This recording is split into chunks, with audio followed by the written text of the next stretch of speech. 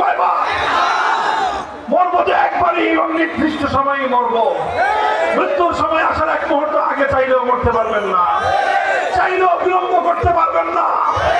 কাজে জীবনের মৃত্যু যখন নির্ধারিত, কাজে আমার জীবন আমার মরণ আল্লাহর জন্য উৎসর্গিত হোক।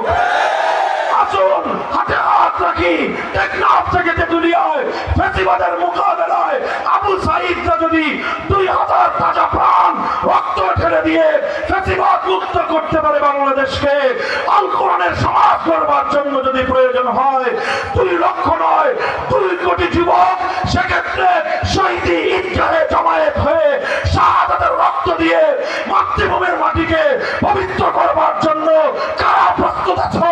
হাত তুলে আল্লাহকে দেখাও।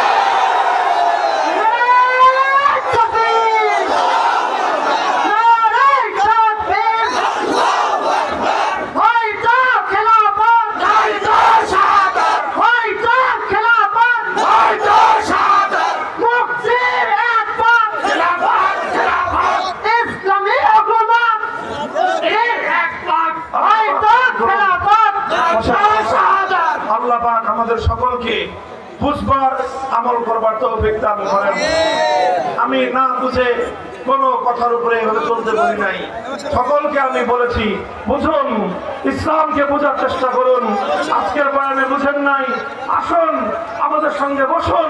কোনো সংশয় থাকলে সেই সংশয় দূর করবার মতো আত্মবিশ্বাস প্রত্যেকটা মুসলমানের মধ্যে রয়েছে। ইসলামের আল কোরআন এবং নবীর হাদিসের মধ্যে মানব জীবনের সব প্রশ্নের সমাধান রয়েছে। ভয় পাওয়ার কিছু নাই। কথা বলেন ঠিক না বেটি? আল্লাহ পাক কবুল করেন, তৌফিক দান করেন। আমার এই সোনার জন্মভূমি ইসলামের ভূমি হোক, সেদিন যেন আমরা সকলে দেখে যেতে পারি। নাসরুম মিনাল্লাহি ওয়া ফাতহুন করিব ওয়া আখিরু দাওয়ানা আলহামদুলিল্লাহি রাব্বিল আলামিন।